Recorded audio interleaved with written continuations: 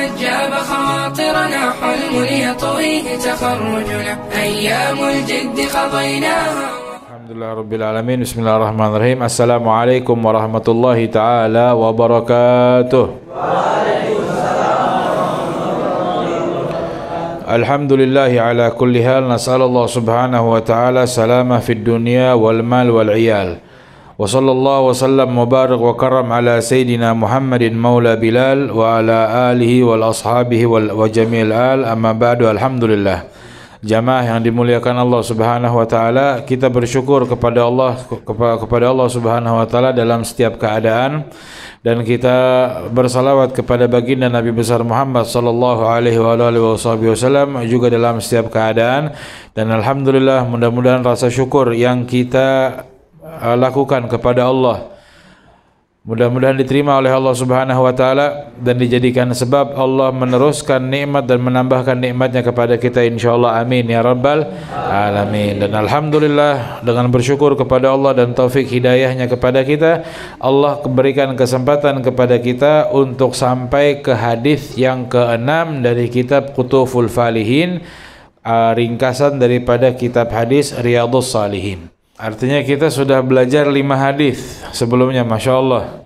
Sudah hafal 5 hadis. Ini mudah-mudahan 5 hadis ini yang menjadi sebab kita dekat banget sama Nabi Muhammad insyaallah. Amin ya rabbal alamin. Disampaikan bahwasanya nanti ada riwayat 70.000 umatnya Nabi Muhammad ini akan masuk surga tanpa dihisab. 70.000. Mudah-mudahan kita baru hafal 5 hadis tapi masuk golongan yang 70.000 insyaallah.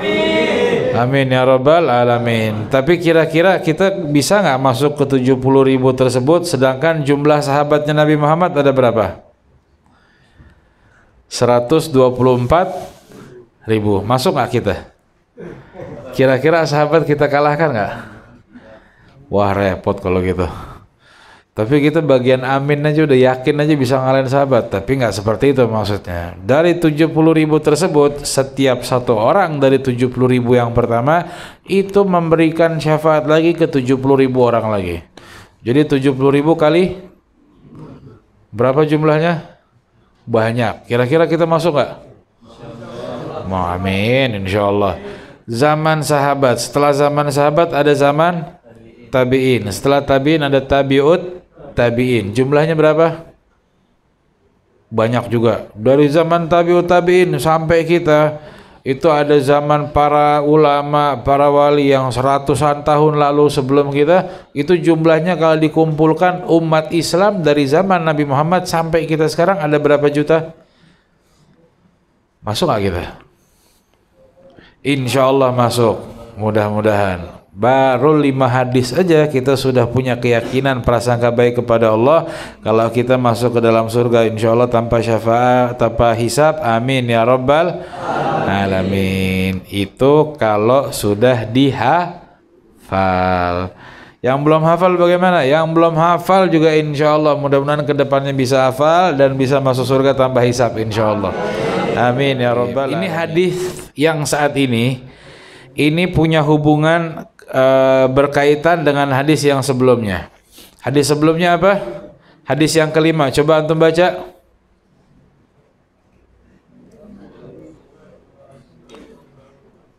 Ya, dari Abu Hurairah radhiyallahu taala anhu terus.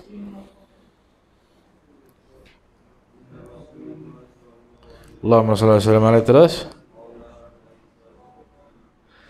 Laisa syadidu bisur'ah, innama syadidul ladzi yamliku nafsahu indal ghadab. Bukan orang yang dikatakan kuat itu orang yang kuat berkelahi, akan tetapi yang dikatakan kuat itu adalah yang bisa mengendalikan hawa nafsunya ketika marah. Marah pun sudah kita bahas, dan hadis yang ini pun pendek sekali, cuma 2 kalimat. Kita baca sama-sama ya. Bismillahirrahmanirrahim. Bismillahirrahmanirrahim. An Abi Hurairah radhiyallahu anhu anna rajulan qala lin nabiyyi sallallahu alaihi wasallam awsini faqala sallallahu alaihi wasallam la taghdab faraddada miraran qala la taghdab rawahul Bukhari. Taib. Hadis ini menjelaskan dan artinya dulu dari Abi Hurairah radhiyallahu taala anhu. Abu Hurairah itu adalah kunyah, nama panggilan atau nama yang terkenal, nama viral. Tapi yang memberikan nama tersebut Rasulullah sallallahu alaihi wasallam. Nama aslinya, nama KTP-nya siapa? Abdurrahman bin Sakharin. Kita ini udah berapa hadis yang semua datangnya dari Abu Hurairah radhiyallahu taala anhu. Namanya siapa? Abdurrahman. Beliau menyampaikan anna rajulan, bahwasanya ada satu laki-laki yang tidak diketahui dalam hadis tersebut. Mungkin Abu Hurairah tidak tahu namanya, mungkin Abu Hurairah tahu orangnya tapi tidak tahu lengkap namanya, dan mungkin datangnya dari luar kota, tetapi ini orang juga sahabatnya Nabi Muhammad sallallahu alaihi wasallam. Hadis datangnya seperti ini, bahwasanya ada satu orang laki-laki, tetapi ini hadis yang diriwayatkan Imam Bukhari. Ada hadis-hadis yang lain yang menjelaskan siapa sih orangnya sebetulnya yang datang bertanya kepada Rasulullah sallallahu alaihi wasallam. Hadis ini bunyinya Abu Hurairah menyampaikan ada satu orang bertanya Nabi Muhammad, tapi orangnya tidak diketahui namanya dan tidak disebut namanya oleh Abu Hurairah radhiyallahu taala anhu. Qala lin Nabi, orang tersebut berkata kepada Nabi Muhammad sallallahu alaihi wasallam, "Ausini," artinya kasih saya wasiat atau nasihat. Maka Nabi Muhammad menyampaikan, Nabi Muhammad bersabda, "La taghdab," jangan kamu marah. Faraddada miraran, maka Nabi Muhammad mengulang-ulang berkali-kali ucapannya, jangan kamu marah. Diulang-ulang berkali-kali dari ucapan tersebut. Ini hadis diriwayatkan oleh Imam Bukhari. Pendek gak hadisnya? Pendek. Hadisnya cuma 2 kalimat, jangan kamu marah. Gampang hafalnya kan? Antum bilang, kalau Rasulullah SAW, Rasulullah bersabda, la taghdab, jangan kamu marah. Hadis yang paling pendek, paling enak hafalnya. Antum sekarang udah hafal semua. Hafal nggak? Ya Allah, jadikanlah hafalan kita hadis yang pendek ini jalan untuk menghafal hadis yang panjang dan banyak, insya Allah. Amin ya rabbal alamin. Kalaupun bukan kita, insya Allah anak keturunan kita, insya Allah. Amin ya rabbal alamin. Tapi sebelum anak keturunan kita yang menghafalnya, insya Allah kita pun menghafalnya, insya Allah. Amin ya rabbal alamin. Terus saya nggak punya bukunya Ustadz, bawa bukunya, bawa pulang ke rumah. Terus saya nggak enak kalau bawa pulang, nanti di sini bacanya susah. Ambil handphone ente, foto itu hadis, sampai ke rumah dibayang-bayangin terus, dibaca terus. Jangan cuma ditaruh status tapi nggak dibaca-baca ya. Ya boleh begitu, nggak apa-apa, taruh di status nggak apa-apa, biar orang juga tanya. Kalau nanya ini jadi sebab untuk itu juga menyampaikan kebaikan. Sallallahu alaihi Muhammad. Hadis ini Imam Bukhari menyampaikan bahwasanya ini hadis yang pendek tapi masuk dalam bagian hadis Jawami'il Kalim. Apa itu Jawami'il Kalim? Rasulullah menyampaikan dalam riwayat yang lain bahwasanya bu'ithu bi Jawami'il Kalim.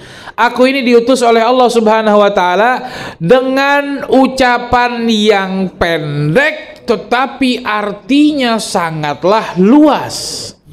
Nabi Muhammad mendapatkan wahyu di umur 40 tahun. Dari umur 40 tahun wafatnya Nabi Muhammad umur berapa? 63. Berapa tahun Nabi Muhammad menyampaikan dakwah Allah? 23 tahun. Sedangkan nabi-nabi sebelumnya ratusan tahun, puluhan tahun, bahkan ribuan tahun menyampaikan dakwah.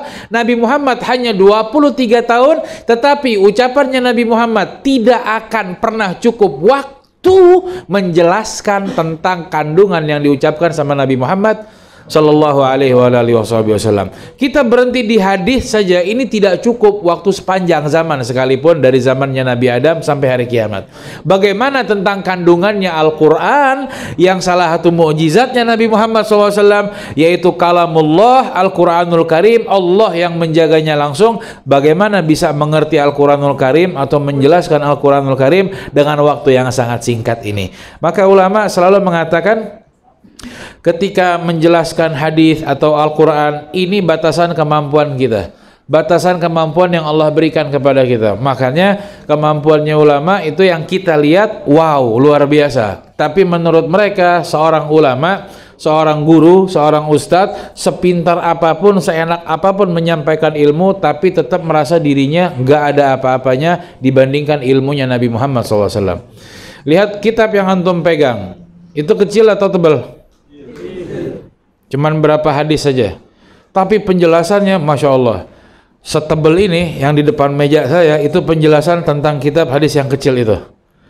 Dan ini masih sedikit, ada lagi yang lainnya yang menjelaskan itu banyak. Makanya tafsir Al-Quran ada banyak, ada sampai 30 jilid. Tafsir Jalalain, ada tafsir Ibn Katsir. Masya Allah banyak kitab tafsir, dan itu ilmu yang disampaikan ulama itu cuman sedikit ilmu yang mereka bisa sampaikan.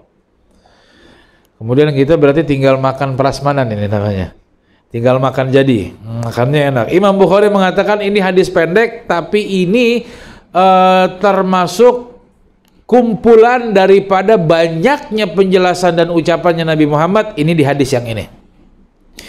Makanya ulama menyampaikan bahwasanya hadis yang disampaikan oleh Rasulullah, jangan kamu marah, ini adalah hadis yang menjadikan pondasi hidup kita menjadi hambanya Allah yang keluar dari hamba budak hawa nafsu. Bukan lagi kita ngikutin hawa nafsunya. Kalau ini hadis kita pegang, ini hadis menjadi dasar kehidupan kita, maka kita akan menjadi hamba Allah yang sesungguhnya, keluar dari hamba hawa nafsu. Dan yang kalau kita ngikutin selalu hawa nafsu, hidup kita keren, bagus, mulia di hadapan orang, tapi bisa hancur dan rendah di hadapan Allah, bahkan tidak sebanding sama binatang aja kita nggak sebanding. Artinya di bawahnya binatang. Na'udzubillah, tsumma na'udzubillah. Dan ini disampaikan bahwasanya beberapa ulama menyampaikan ini orang yang datang ini dikatakan Abi Syaibah, dikatakan Ahnaf ibn Qais. Ada salah satu yang menyampaikan Ahnaf bin Qais. Dikatakan lagi bahwasanya yang datang itu Sufyan bin Abdullah Ats-Tsaqafi. Itu semuanya sahabat Rasulullah SAW. Itu yang datang berbeda-beda pendapat, dan banyak riwayat dari Imam Ahmad ibn Hanbal, diriwayatkan, dan juga Imam Malik dalam kitab Muwatta, bahwasanya mengatakan dalam riwayat yang berbeda. Dikatakan dalam riwayat yang berbeda-beda dengan bahasa yang berbeda-beda, dan ini menyampaikan, ada yang menyampaikan, ya Rasulullah, beliau menyampaikan, apa sih hal yang membuat aku ini jauh dari amarahnya Allah? Allah itu maha baik, maha lembut, tetapi jangan lupa Allah juga maha kuat, dan kekuatannya bisa membuat kita celaka, bisa membuat Allah murka dengan kita. Sahabat ini tanya, ya Allah, ya wahai Rasulullah, hal apa sih yang membuat saya ini jauh dari kemurkaannya Allah Subhanahu wa ta'ala dan dekat dengan kasih sayangnya? Allah maha sayang tapi juga maha menghukum, dan amarahnya pun besar. Biar saya jauh dari amarahnya Allah dan dekat sama rahmatnya Allah Subhanahu wa ta'ala. Maka Nabi Muhammad, tapi ini sahabat minta sesuatu yang besar. Besar nggak sih itu perkara? Jauh dari amarahnya Allah, dekat sama rahmatnya Allah, itu sesuatu besar apa kecil? Besar. Kalau sesuatu yang besar biasanya yang harus dikerjakan itu besar, betul? Tapi ini sahabat request, minta yang besar tapi jangan terlalu banyak, boleh. Saya ini orang gampang lupa, pikiran kemana-mana, kacau. Pikirannya bisnis ini macam-macam. Saya minta nasihat yang hasilnya besar, tapi nasihatnya jangan panjang-panjang, pendek-pendek aja. Beliau menyampaikan, murni bi amrin la wala tukthir alayya hatta akhilhu. Perintahkan saya perintah, tapi jangan banyak-banyak, biar saya faham dan gampang, mudah, tapi hasilnya banyak. Oh, sahabat nih negonya pintar, tapi karena pinternya sahabat, cerdasnya sahabat, ini yang terkadang ulama itu menyampaikan, kalau Gus Baha menyampaikan, menjelaskan ada beberapa tipe kalau sahabat yang kadang kalau kita lihat di zaman sekarang itu nggak ada adab. Apa artinya nggak ada adab? Kalau nanya sama Nabi, sama Rasulullah itu sembarangan. Ya Rasulullah, saya mau ini. Ya Rasulullah, saya mau ini. Ya Rasulullah, saya mau ini. Ya Rasulullah, saya mau nasihat, tapi jangan panjang-panjang. Ini kurang adab. Sahabat yang dekat sama Nabi Muhammad terkadang melihat orang-orang dari kampung atau pedalaman yang tidak mengerti adab, ini marah. Tetapi karena tidak adabnya sahabat yang di zaman Rasulullah, tetap Rasulullah berbuat baik kepada orang yang tidak adab sekalipun, ini menjadi hadiah besar buat kita. Coba kalau nggak ada yang tanya seperti ini, saya minta nasihat yang besar, tapi jangan banyak-banyak. Yang gampang-gampang saja, yang barang-barang enak saja. Kalau dia nggak tanya seperti itu, mungkin kita nggak bakal dapat hadiah dari hadis yang sangat pendek tersebut. Hikmah di balik pedalaman atau orang yang blak-blakan, to the point, apa adanya, yang serba epen hidupnya. Epen kah? Yang seperti itu kadang banyak hikmahnya. Jadi kalau kita ngelihat kehidupan dalam Islam, selalu ada hikmah dari karakter orang yang berbeda-beda. Orang kota ada hikmahnya. Orang desa ada hikmahnya, orang kampung ada hikmahnya, orang baik, buruk, semuanya pasti ada hikmahnya. Cuman terkadang kita yang belum mengerti hikmah yang diturunkan oleh Allah Subhanahu wa Ta'ala. Jadi berpikir untuk melakukan kebaikan tanpa harus lihat siapa yang harus kita lakukan kebaikan. Orang yang baik baru saya baikin, nggak begitu cara Islam. Orang yang jahat sekalipun Islam mengajarkan harus berbuat baik kepada yang jahat sama kita. Tapi bolehkah kita marah? Boleh. Sikap yang marah yang diajarkan sama hadis ini.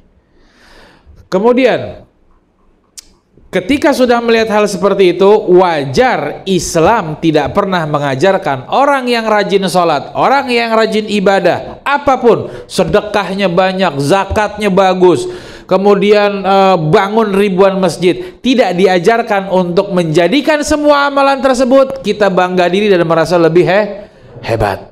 Ini semuanya finalnya hasil ujian kita di dunia, keputusannya nanti di akhirat, dan itu masih rahasianya Allah, nggak dibuka. Karena belum dibuka, maka jangan sekali-sekali kita menilai orang dengan perbuatannya kala tersebut. Mungkin buruk perbuatannya kala tersebut, barangkali nanti sebelum wafat dia tobat dan menjadi orang yang paling dicinta sama Allah Subhanahu wa Ta'ala. Ini pun menjelaskan bahwasanya tidak di antara kita yang bicara, yang mendengar, yang hadir dan yang tidak hadir, orang yang tidak akan bisa selamat dari kesalahan. Kita pasti pernah melakukan kesalahan, tapi berharap kesalahan diampunin sama Allah. Begitu juga kita melihat orang lain punya kesalahan, dia pun mudah-mudahan berharap kesalahannya diampunin sama Allah. Kalau sudah diampunin, menjadi orang yang paling mulia di sisi Allah Subhanahu wa Ta'ala. Maka hadis tersebut menjelaskan, akhirnya Rasulullah pun kasih nasihat yang pendek, nggak panjang-panjang, simple, jangan marah. Sampai ada riwayat yang mengatakan, zidni ya Rasulullah, dia tadi minta yang pendek, dikasih nasihat sama Rasulullah pendek, jangan marah, tambahinlah sedikit sekali itu. Maksudnya itu hafalan pendek, kasih yang panjang-panjang sedikit boleh. Rasulullah mengulang lagi dengan kalimat yang sama, la taghdab, jangan kamu Ini sahabat bingung, kok dua kali sama nasihatnya, tambah lagi boleh, jangan kamu marah. Dia bilang sampai 3 kali, maka ini sahabat pun akhirnya berpikir 3 kali Rasulullah diminta untuk nasihatin, tapi nasihatnya sama 3 kali tersebut nggak berubah. Maka ini sahabat baru berpikir setelah kejadian tersebut, setelah minta nasihat, dan sahabat yang lain pun baru banyak berpikir, kok Rasulullah tumben nasihatnya pendek sekali. Rasulullah memang biasa mengucapkan kalimat yang simpel, tetapi artinya luas. Tapi baru kali ini mengatakan jangan marah, cuman itu aja. Yang diulang-ulang satu kalimat, jangan marah, jangan marah, jangan marah. Sahabat kala tersebut banyak berpikir dan bertanya. Yang menanya pun banyak berpikir, kok mintanya sedikit dikasih sedikit sekali. Minta lagi biar ditambah, itu aja yang dikasih. Maka akhirnya pun mereka berpikir bahwasanya La ilaha illallah. Fafakartu, ini riwayat Imam Ahmad menyampaikan apa yang diucapkan oleh laki yang bertanya atau sahabat sekitarnya. Fafakartu hina qala Nabi sallallahu alaihi wasallam ma qala fa idzal ghadabu yajma'u syarru kullah. Beliau, mereka sahabat semuanya berpikir Rasulullah mengucapkan jangan marah sebanyak 3 kali. Ini mereka meyakini bahwasanya memang banyak kelakuan jahat itu berawal dari marah. Tapi bukan semua marah itu hina. Sabar. Kita belajar marah dari langkah tangga yang pertama dulu, baru sampai nanti yang paling tinggi marahnya seperti apa. Marah yang boleh, marah yang tidak boleh. Kajian hadis itu juga kita sudah bahas di pertemuan kemarin. Ada marah yang buruk, ada marah yang dibolehkan, ada marah yang baik. Maka ulama menyampaikan daripada fahamnya para sahabat dan fahamnya para tabi'in tentang hadis tersebut, yang pertama, ringkasan dari banyaknya penjelasan. Yang pertama, menjelaskan bahwasanya ma'nahu ijtanib asbabul ghadab. Jauhi sebab-sebab yang membuat kita marah. Sebab apapun yang memancing amarah, kasih tinggal. Atau perbuatan apapun yang bisa memancing emosi kita, itu kasih tinggal. Kenapa demikian? Jangan kita yang mancing. Kalau kita ini nggak suka dengan satu hal, tapi dipancing kita sendiri yang mancing, akhirnya kita terbawa marah. Jangan seperti itu. Contoh, ada satu jamaah misalnya, itu paling takut dari kecil sama kecoa. Contoh, dia tahu takut kecoa, dia duduk sama teman yang suka bercanda, dan tahu bercandanya itu hobi sama kecoa. Dia kalau sudah mau kecoa, wah dia marah brutal nggak karuan. Dia datang, temennya tahu, wah ini orang takut sama kecoa. Temannya tahu juga dia takut, tapi sengaja dibuat dia marah karena kecoanya. Dia marah, tidak mau tegur lagi, keluar dari grup, blokir nomornya, kacau segala macam. Sebab dia marah, dia sendiri yang pancing. Dia tahu, wah saya punya teman ini sedikit gaya-gaya Nuaiman, sahabatnya Nabi Muhammad yang suka bercandanya kadang kelewatan. Sudah tahu dia suka bercanda gitu, dia pancing dirinya untuk dekat-dekat main ke dalam gudang lagi yang tempatnya kecoa. Itu contoh, jangan pancing hal seperti itu. Atau kita ini tipikal orang yang emosi, tapi kalau dipancing sama sesuatu yang haram, terkadang kita pun lupa dengan keharamannya karena nafsu tadi, maka kita ikut-ikutan juga. Lagi emosi, tiba-tiba ikut-ikutan dosa, minum. Kita mabuk saja sudah. Kenapa? Saya lagi marah ini. Marah dibawa mabuk, makin marah, akhirnya dia pukul tembok, orang lewat dia pukul, orang macem-macem, marahnya jadi tidak karuan. Rasulullah menjelaskan jangan marah, artinya jangan memancing diri kita biar terbawa dengan amarah. Paham? Ini hadisnya kayak tepat dengan keadaan yang lagi viral saat ini ya. Apa itu? Penusukan Syekh Ali Jaber. Wah, antum kira-kira kalau seandainya ada di tempat, apa yang antum lakukan?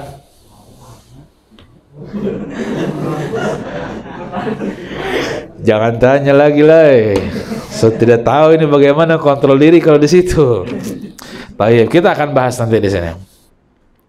La ilaha illallah Muhammad Rasulullah. Adapun nafsu marah itu sendiri itu bukan hal yang dilarang. Tapi yang dilarang membawa kita dekat kepada kemarahan. Kalau sudah marah bukan larangan. Maksudnya bagaimana? Karena marah itu bukan hal yang haram. Karena kita manusia yang pasti tidak akan mungkin tidak pernah marah. Pasti ada marahnya. Karena itu marahnya nggak haram atau tidak dilarang sama Nabi Muhammad. Tapi memancing biar kita marah, jangan. Kita punya sesuatu yang paling kita sayang. Kira-kira apa? Ada orang yang hobi, misalnya hobi otomotif, motor, atau dia hobi koleksi gambar, atau koleksi baju, atau koleksi cincin, atau apa, atau koleksi cupang contohnya ya. Atau apalagi ya suka dengan koleksinya. Tiba-tiba hal yang buat kita suka ini kita pamer-pamerin ke orang. Ada orang yang usil juga, dia ambil lah. Atau ada anak kecil yang suka main, dia kobok-kobok lah ikan yang lagi kawin misalnya, yang ada anak-anak dikobok-kobok. Kenapa dikobok-kobok? Biar ikannya olahraga. Contoh, ada hal-hal yang begitu dan itu kejadian. Oh, ini kejadian betul. Kesel ya, cuman salah saya mancing biar anak saya main-main ke tempat ikan. Dia dengan polosnya biar ikannya tuh punya otot, maksudnya biar sehat. Kadang dikasih sabun. Kenapa dikasih sabun? Biar ikannya bersih. Marah nggak kita kira-kira? Ya Allah. Jangan pancing hal seperti itu. Tapi kalau sudah marah, memang itu sifatnya manusia. Pasti ada marahnya. Nggak mungkin nggak ada sama sekali. Waktu kajian malam Selasa kemarin kita sudah bahas man istughdiba falam yaghdab fahuwa himar. Orang yang dipancing amarahnya tapi tidak marah, maka dia keledai. Ini ucapannya para ulama. Artinya manusia yang berakal, sehat jasmani rohaninya, kalau dibikin marah pasti marah. Cuman yang diajarkan sama Nabi Muhammad sikap ketika marah. Ini pandangan yang pertama. Jangan menjadikan atau jangan buka peluang untuk kita marah. Ada juga yang tikus, takut sama tikus ya. Wajar sih, sebetulnya bukan takut tikus. Saya yakin kalau dia adu di atas ring, tikusnya pakai sarung tinju, dianya pakai sarung tinju, itu insya Allah dia nggak takut. Betul-betul tujuannya baku pukul sudah.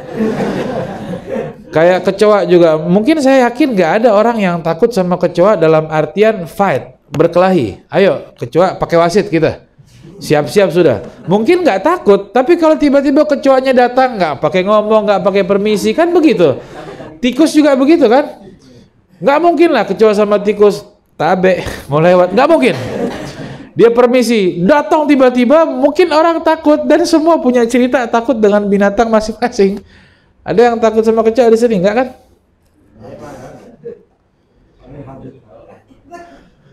Atau tikus? Kalau tikus sih wajar, tapi kalau sampai yang nggak wajar tuh naik ke atas lemari, telepon orang jam 2 kesannya ada apa, itu yang nggak wajar.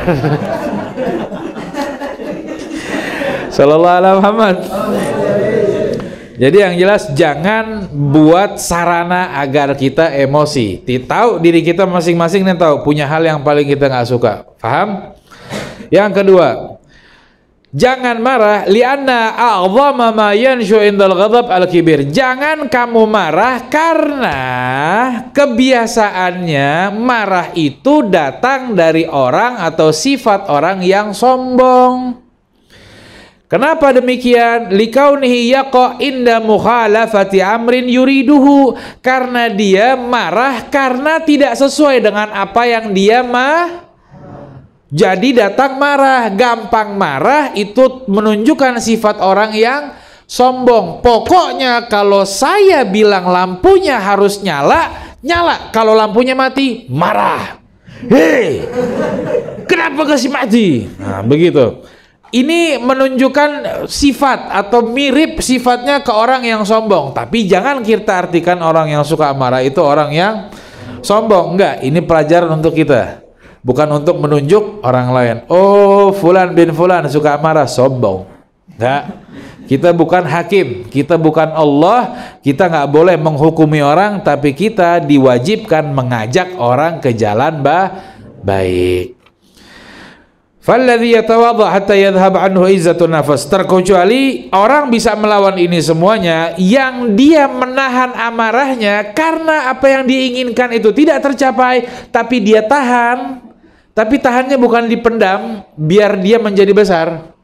Beda menahan dan dibuang.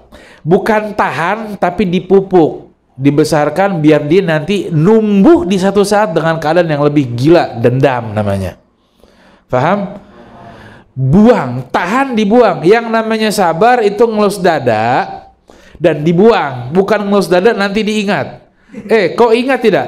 3 tahun lalu kau pernah, ya Allah ya Rabbi, minggu lalu, kamu ingat, kamu dulu bikin begini. Itu namanya bukan nahan sabar. Itu namanya bikin amarah atau sabar itu bukan dibuang. Itu Abu Nawas nih sabar lah istilahnya. Pura-pura sabar, covernya sabar, tapi itu adalah amarah sesungguhnya. Karena disimpan, diingat sama dia. Bahkan sampai ditulis diary. Tanggal ini kau bikin saya sakit. Kau tinggalkan saya jelas-jelas ini. Saya tidak akan lupa. Itu namanya bukan sabar. Itu namanya marah tapi di covernya dengan cover sabar. Maka marah yang seperti ini yang dilarang sama Rasulullah, marah yang menunjukkan kita ini siapa. Kau tidak tahu siapa ini? Tidak tahu siapa? Tidak kenal saya kah? Kasih tahu kalau tidak kenal. Saya ini yang pegang pasar ini. Ini. Saya punya kenakalan ini memang. Saya paling biadabnya orang. Hehehe. Tenang. Itu yang begitu, itu yang menunjukkan sifat sombong. Marah, dikit-dikit marah. Marah yang menunjukkan sombong itu yang dilarang. Kenapa? Kalau kita hidup dengan semua yang kita inginkan jadi mirip atau bahkan lebih buruk dari binatang. Tapi kalau marahnya bukan karena hawa nafsu, marah karena keluarga kita terancam. Marah boleh? Wajib. Kalau nggak marah kita dipertanyakan. Marah karena orang-orang terdekat kita disakiti, marah boleh? Harus. Kalau enggak kita lebih buruk dari keledai. Marah kalau guru kita disakitin atau sampai ditusuk? Marah nggak? Harus. Kalau tidak sama sekali kita lebih buruk dari keledai. Nggak mungkin lah ada orang disakitin kita ketawa. Ada orang dipukul apa segala macam kita ketawa. Wah, tobat kok kapok. Ada nggak begitu? Itu keledai. Tapi kalau marah yang sampai tidak kekontrol, sikap marah yang kita belajar. Kayak contoh, ketika ada Syekh Ali Jabir ditusuk, kalau antum di situ apa yang antum lakukan? Oh iya. Terus kita ikut hawa nafsu. Mungkin amarah saat itu memukul untuk memberikan peringatan dan tidak terlepas kontrol boleh, tapi sampai membabi buta dan menghukumi bahkan sampai wafat, hati-hati. Karena kita tidak menganggap ada aparat yang harus menghukumnya. Kalau aparat belajar sabar itu harus juga, tapi bukan berarti aparat sabar ada maling. Oh saya minta maaf ini kok tobat terakhir. Ya sudah saya maafin. Kenapa dimaafin? Habis pengajian sama ustadz babnya bab sabar. Tidak boleh begitu. Harus menghukum dengan tegas. Maaf tapi hukum berjalan. Maaf tapi tangan masuk dulu 1-2 kali. Begitu beda aparat tangannya sama tangan kita beda. Kalau kita nggak boleh seperti itu. Nangkap amanin boleh sedikit lah. Silakan. Tapi naudzubillah, mudah-mudahan Allah jaga kita semuanya dan para alim ulama semuanya. Kalau seandainya dan insya Allah tidak terjadi, seandainya saya ada yang begituin, apa yang sikap kalian? Saya tidak ridho kalian main hakim sendiri. Saya tidak ridho kalian main hakim sendiri. Tangkap, amanin, silakan kasih ke aparat. Tapi kalau sampai pukul-pukul berdarah segala macam, saya tidak ridho. Kalau bisa maafkan dan ajak pengajian. Mungkin kemarin bikin kita sakit, besoknya bikin banyak orang sembuh insya Allah. Dan itu tergantung dengan sikap. Bagaimana sikap kita sama orang yang jahat. Ini yang diajarin sama Nabi Muhammad. Kita marah, kita emosi, boleh, silakan. Tapi apa sih, saya mau tanya nih, apa hasilnya kalau kita share orang yang tusuk itu, kita share perbanyak, perluaskan, orang banyak ngelihat, hasilnya apa? Dianggap kita orang yang punya perhatian sama ustadz, ya salam. Atau apa hasilnya? Atau cuman memperluas aibnya orang lain? Apa hasilnya? Kira-kira dipertanyakan nggak sama Allah di akhirat? Hati-hati. Mau dia gila atau nggak gila, sadar nggak sadar, disuruh nggak suruh, ini kesalahan orang lain. Berharap kesalahan kita pun tidak dilihat orang lain. Siapa di antara kita yang bersih dari kesalahan? Mungkin ini orang nusuk Syekh Ali Jabir yang menyampaikan pesan baik untuk dekat sama Allah. Tapi tanpa kita sadar berapa banyak kita sudah nusuk Nabi Muhammad. Berapa banyak kita sudah sakitin Nabi Muhammad SAW dengan maksiat yang kita lakukan. dengan merendahkan yang lain yang kita lakukan.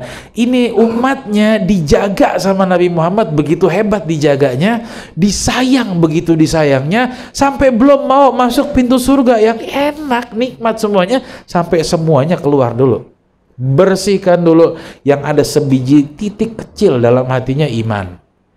Yang sampai ngucapin la ilaha illallah Muhammadur Rasulullah, bersih. La ilaha illallah tanpa Muhammadur Rasulullah pun masih diminta selamatin sama Nabi Muhammad.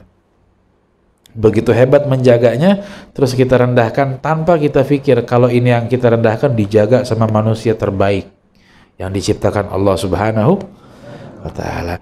Fahamin arti marah dan bersikap saat keadaan marah. Makanya Rasulullah tuh banyak mengajarkan al-ghadabu min fai'i jahannam. Marah itu, emosi itu datangnya dari panasnya api neraka. Fa'abriduha bilma, dinginin dengan air. Kalau lagi marah, cuci muka. Nggak bisa wudu, masih juga marah, mandi. Nggak bisa juga tidur, nggak bisa juga doa sama Allah.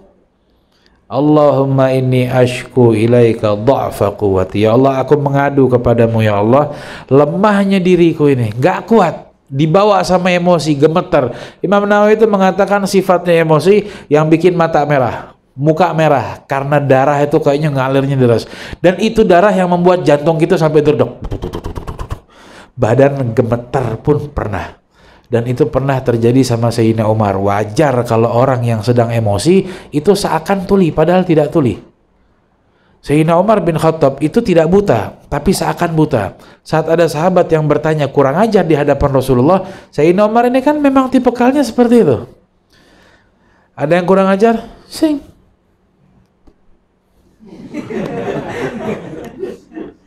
Karena memang pedang dibawa terus kemana-mana. Pengawalnya Nabi Muhammad SAW.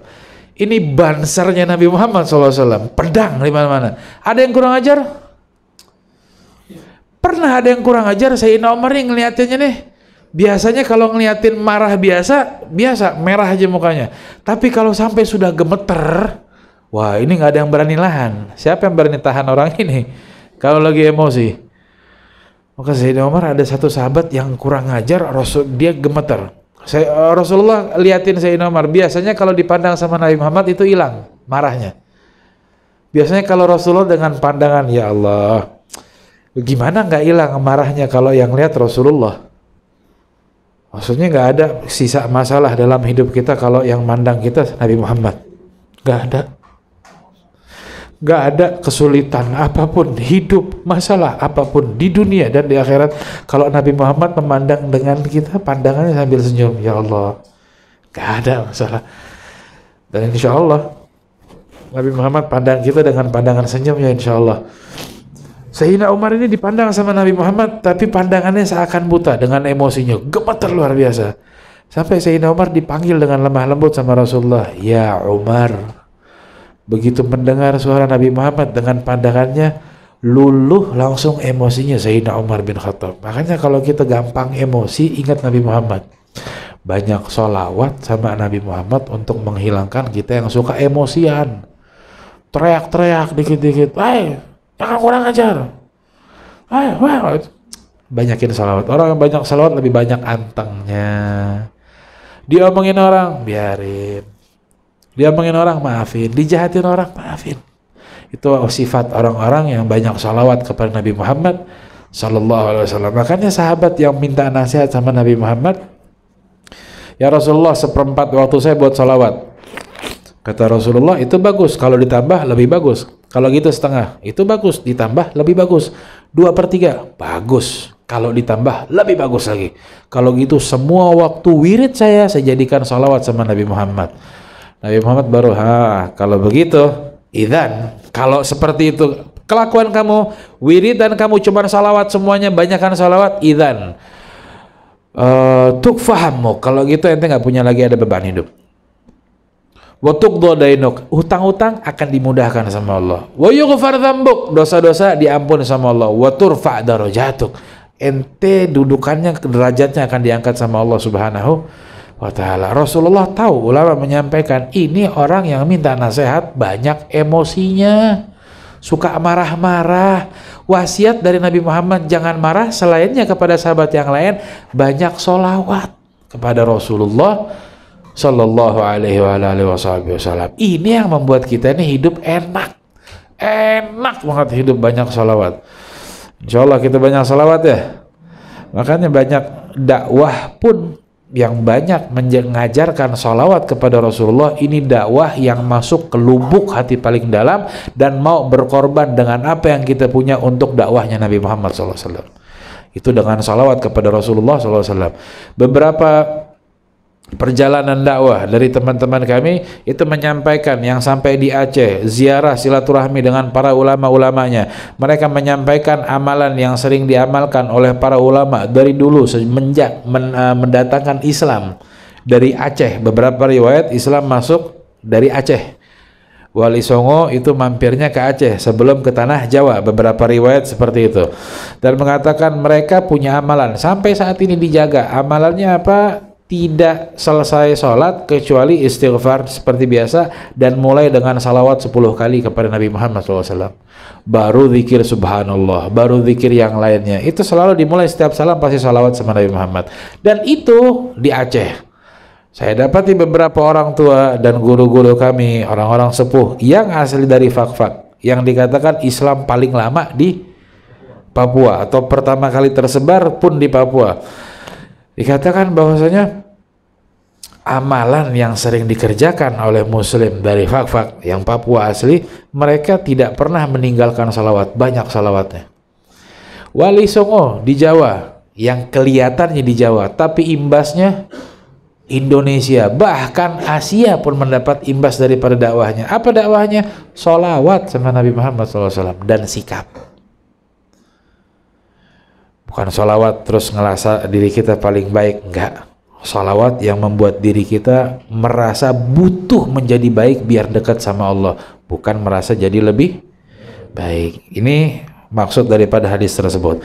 Kemudian ulama juga mengatakan, salah satunya Ibnu Hibban, arada la ta'mal ba'dal ghadab syai'an mimma nahaita anhu. Maksud daripada jangan marah dari perintah Nabi Muhammad, hendaklah kamu jangan melakukan apapun ketika kamu dalam keadaan marah. Marahnya boleh, tapi melakukan sesuatu jangan. Kenapa? Karena marah membuat kita bodoh dalam bersikap. Ketika marahnya mengikuti hawa nafsu. Tapi kalau marahnya karena Allah, jangan ditanya, itu jadi lebih cerdas dan pintarnya luar biasa. Amr bin Wud ketika cerita yang kajian hadis, Sayyidina Ali ditantang, seluruh pasukan ditantang, nggak ada yang berani maju kecuali Sayyidina Ali bin Abi Thalib. Rasulullah sayang, jangan perang Khandaq, jangan, ente masih ada yang lain. Ditantang lagi, Sayyidina Ali maju lagi yang kedua kali, ditantang ketiga kali, nggak ada yang maju. Sayyidina Ali lagi, analah ya Rasulullah, buat saya aja nih orang. Amr bin Wud nih besar tinggi dan jago. Khandaq itu parit dibangun dilewati oleh kudanya dengan Amr bin Wud. Ditantang semua pasukan Islam yang lagi berbaris. Ini pasukan Muslim, ini pasukan orang kafir. Mereka loncatin parit sendiri. Ditantang, ayo satu lawan satu. Yang maju Sayyidina Ali. Begitu Sayyidina Ali pun diizinkan sama Rasulullah, dan Rasulullah doakan dulu. Sudah keluarganya banyak diwafatkan sama Allah, ini tinggal beberapa aja keluarga, salah satunya Sayyidina Ali. Saya sayang banget sama dia. Rasulullah itu berkata sampai doa, dan dipakaikanlah imamah, dan itulah awal mula sanatnya imamah. Para habaib dan banyak para ulama sanatnya imamah sampai kepada Rasulullah memberikan imamah kepada Sayyidina Ali bin Abi Thalib, baru maju perang. Bedanya perang dulu ngelawan orang kafir Quraisy, kalau sekarang kita perangnya melawan hawa nafsu. Maka begitu maju, pas maju pun ditanya sama Amr bin Wud, ente siapa nih? Saya yang ibu saya tuh panggil saya atau mendapat gelar Haidarah atau singanya padang pasir. Kata Amr bin Wud, kalau kamu, bapak kamu itu tandingannya sama saya. Kalau ente istilahnya anak keponakan, jangan maju-maju lu sini sudah. Maksudnya nggak ada yang orang-orang tuanya kah yang anak-anak besar sedikit, karena Sayyidina Ali masih belasan umurnya. Antum tahu 10 orang yang dikabarkan masuk surga oleh Rasulullah, asyra al-mubasyirin fil jannah. 10 orang yang dijamin masuk surga. Sayyidina Abu Bakar, Umar, Uthman, Ali, Talha, kemudian Sayyidina Sa'ad, Abdurrahman bin Auf, kemudian Sayyidina, banyak, ada 10 orang. Itu dari 10 orang yang umur 30 cuma 2 orang.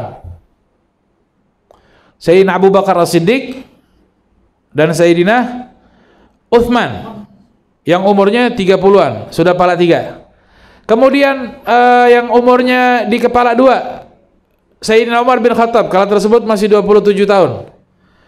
Dan beberapa sahabat lainnya. Ada 3 orang atau 4 orang yang umurnya kepala 2. Jadi masih ada sisa 4 orang atau 5 sahabat lagi dari 10 orang yang dikabarkan masuk surga, ternyata sisanya belasan tahun masih. Lihat orang-orang sekitarnya Nabi Muhammad, pemuda-pemuda yang betul-betul cinta yang membuat mereka kuat. Umur belasan tapi ngadepin orang yang kuat dengan kuda kuat tidak ada urusan. Kenapa? Kekuatan yang membuat dia kuat untuk menghadapinya karena Allah dan Rasulnya. Itu yang membuat kita harus ada cinta kepada Allah dan Rasul. Sayyidina Ali pun singkat cerita akhirnya menjatuhkan orang tersebut dan Rasulullah mengucapkan Allahu Akbar, senang. Ini marah nggak Sayyidina Ali ketika ngadepin orang kafir ini? Marah nggak? Marahnya kepada orang tersebut karena Allah dan Rasulnya yang membuat Sayyidina Ali bin Abi Thalib itu kuat sampai tidak pernah dijatuhkan dalam peperangan. Sayyidina Ali makanya wafatnya bukan di peperangan. Sayyidina Ali bin Abi Thalib wafatnya ditusuk sama orang dan tusuknya, pedangnya itu ada racunnya, ada belatinya. Di medan perang Sayyidina Ali bin Abi Thalib tidak pernah terkalahkan. Sama ceritanya dengan Sayyidina Khalid bin Walid. Saif min suyufillah, pedang daripada pedangnya Allah yang berjalan di atas muka bumi. Itu tidak pernah tumbang peperangannya, selalu menang, dan strategi perangnya hebat, luar biasa. Punya kekuatan dan strategi perang itu karena marah kepada Allah dan Rasulnya yang membuat cerdas. Marah karena nafsu membuat kita bodoh. Marah karena Allah membuat kita cerdas. Ini maksud daripada hadis tersebut. Imam Al-Baydhawi mengatakan la'allahu lamma ara anna jamil mafasid allati tu'rad lil insan innama hiya min syahwati wa min ghadabi. Karena ini hadis, Rasulullah ini menyampaikan kemungkinan besar daripada ulama menjelaskan hadis tersebut karena amarah yang ada saat ini itu kebanyakan keluarnya dari hawa nafsu. Karena itu diperintahkan untuk jangan marah. Adapun perintah yang untuk Allah maka itu sangat dianjurkan, bahkan diberikan pahala yang sangat luar biasa bagi orang yang marahnya karena Allah. Ibnu Hajar mengatakan wa yahtamilu an yakuna min babit tanbih bil a'la al adna li'anna al a'da aduwak li syakhsi syaitan wa nafsu. Mungkin juga maksud daripada Rasulullah SAW ini memberikan nasihat dari puncaknya dulu, dari paling tingginya nasihat baru nanti turun ke bawah. Kenapa? Rasulullah menyampaikan musuh terbesarmu itu adalah nafsu yang ada dalam diri kamu. Nafsu kita tuh musuh yang paling besar. Setan itu musuh yang kecil sebetulnya. Di dalam Al-Quran itu disampaikan innama kaiduhunna, tipu muslihatnya setan itu kecil, tapi tipu muslihatnya nafsu itu yang bahaya dan itu yang besar. Karena Rasulullah mau kasih nasihat untuk yang paling besar musuh kita, makanya dibilang jangan marah. Itu penjelasan daripada ulama. Kemudian lagi la ilaha illallah. Kemudian kalau begitu marah ini banyak ditunjukkan boleh kalau untuk musuhnya Allah, marah untuk Allah Subhanahu wa taala. Apakah ini alasan untuk kita bikin diri kita marah sama orang-orang non muslim? Apakah ini menjadi jalan bagi kita untuk non-muslim? Ini bisa dihantam. Enggak. Lihat apa yang diajarkan sama Rasulullah. Bahkan Rasulullah menjadi musuh bagi orang yang membunuh kafir dhimmi. Dan Rasulullah menyampaikan di situ ayat Al-Quran, Allah tidak larang kita untuk berbuat baik, berbisnis kepada orang-orang kafir yang tidak membunuh kamu, mengusir kamu dari rumah, dan berbuat adil sama mereka, nggak dilarang sama Allah. Bahkan Allah suka sama orang-orang yang berlaku adil. Adil di situ tidak harus kepada muslim saja, Tidak harus kepada keluarga saja, tapi sama semua berlaku adil. Itu Allah cinta. Mendapatkan predikat cinta dari raja di atas segala raja, berlaku adil.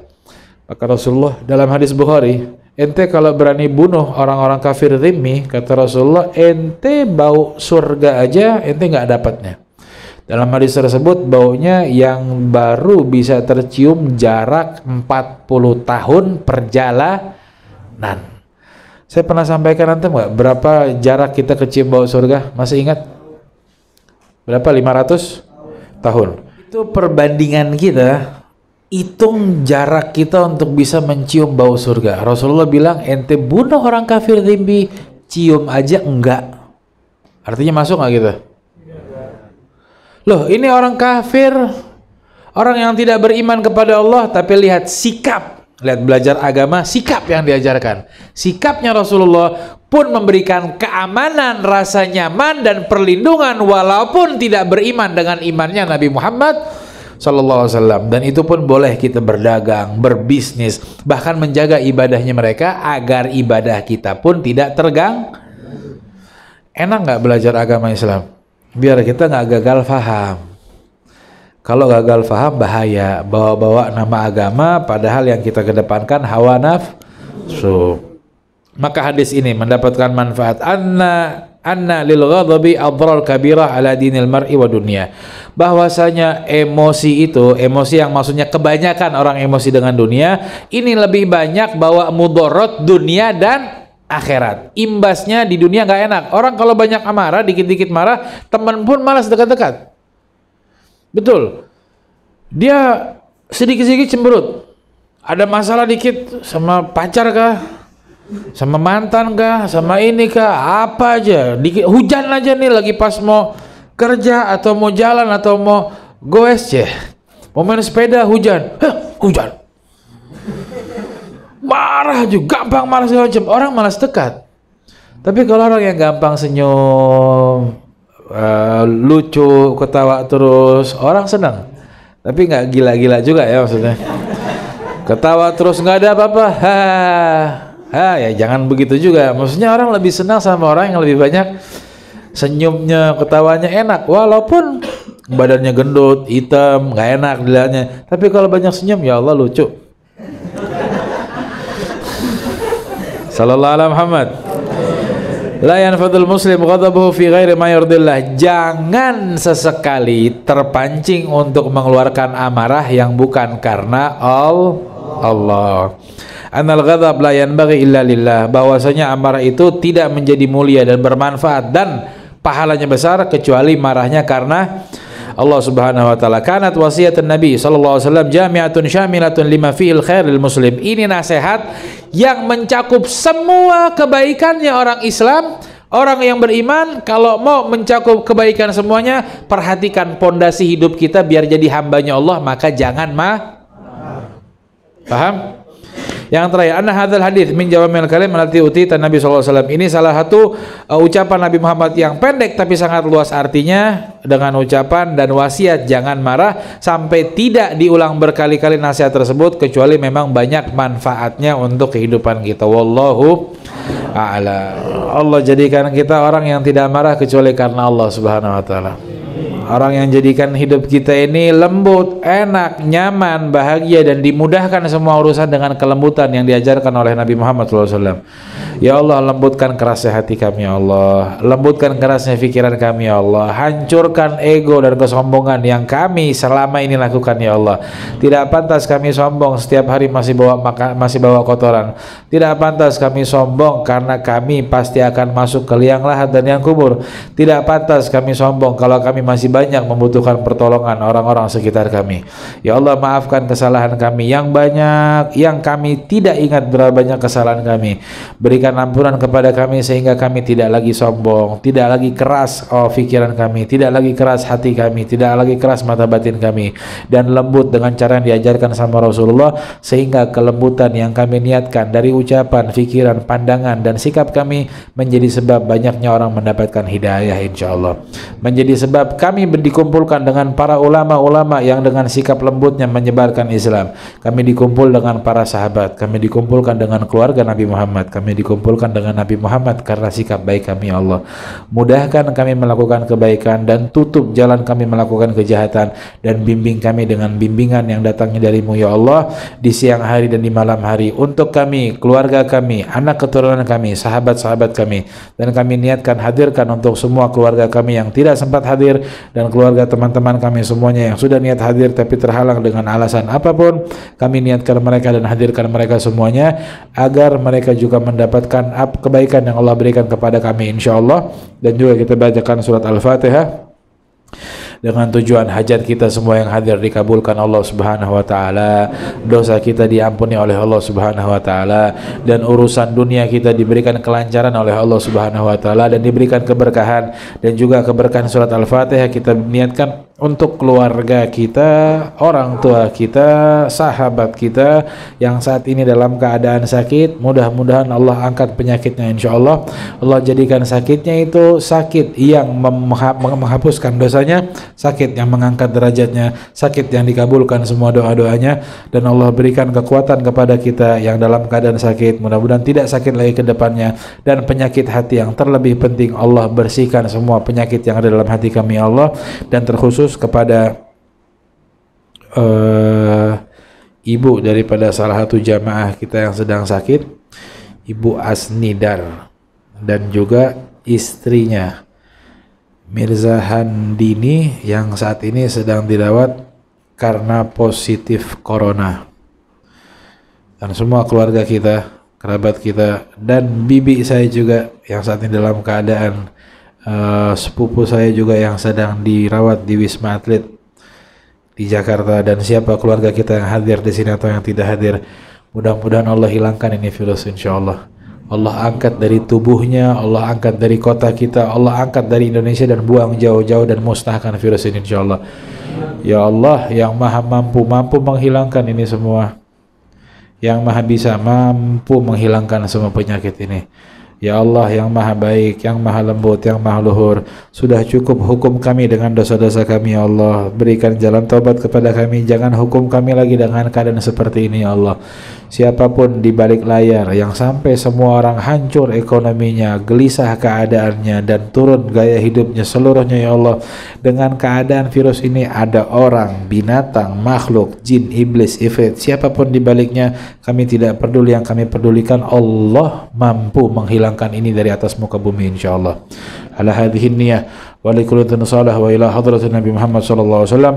Al-Fatihah. A'udzubillahi minasyaitonir rajim. Bismillahirrahmanirrahim. Alhamdulillahirabbil alamin.